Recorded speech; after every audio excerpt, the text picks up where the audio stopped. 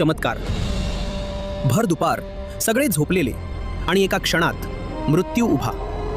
25 kilometre दूर असलेला माणूस, आग लागल्याचा क्षण आणि आकाशात उडालेलं जळतं घोंगडं. अग्नीवर सत्ता चालवली. भर दुपारची वेळ होती. राधानगरी भागात नरतवडे गावाजवळ श्री मगदूम यांचे गुऱ्हाळ सुरू होते.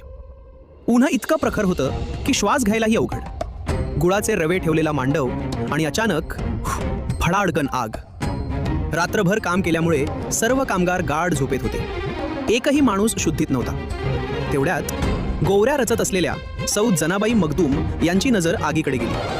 क्षणात तिच्या अंगावर काटा आला. ती घाबरून ओरडली, मामा मामा वाचवा. पण मामा तिथे नव्हते. इथेच खरी थरारक गोष्ट सुरू होते.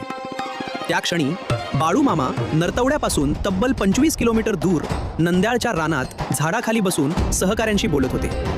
पण भक्ताची हाक अंतर पाहत नाही. अचानक मामा थांबले.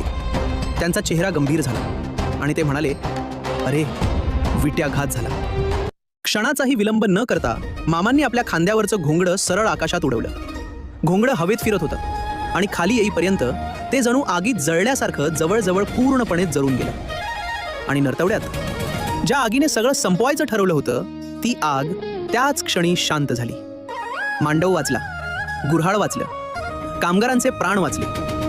नंतर जेव्हा मगदूम मंडळी मामांच्या दर्शनाला आली, तेव्हा त्यांना दिसलं मामांचं घोंगडं जळालेलं आणि सत्य सांगणारं. निष्कर्ष, 25 किलोमीटर अंतर, डोळ्यांनी न दिसणारी आग, पण भक्ताची हाक ऐकून अग्नीवर सत्ता चालवणारे ते दुसरे तिसरे कुणी नव्हते.